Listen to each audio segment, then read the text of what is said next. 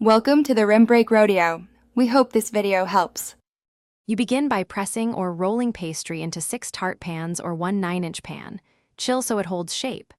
While the dough rests, whisk 3 eggs with 1 cup milk or cream and season with salt, pepper, and a pinch of nutmeg to balance richness. Sauté about 1 cup of your chosen fillings, onions, spinach, ham, until moisture is reduced. Once done, cool slightly so the hot filling won't scramble the custard.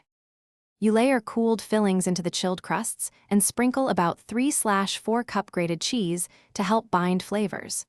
Once done, slowly pour the egg and cream mixture to about 3/4 of each rim.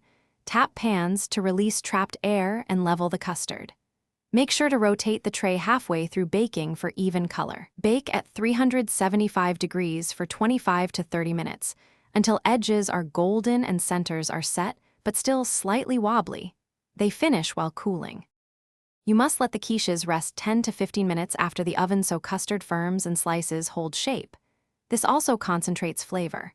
When serving, warm individual portions at 325 degrees for 8 to 10 minutes if needed, and refrigerate leftovers up to 3 days. If your quiche comes out soggy, make sure to drain wet fillings thoroughly or blind bake the crust for 8 to 10 minutes before filling. This prevents a soggy bottom and ensures a crisp, satisfying texture. Thanks for watching. Consider subscribing if we helped you.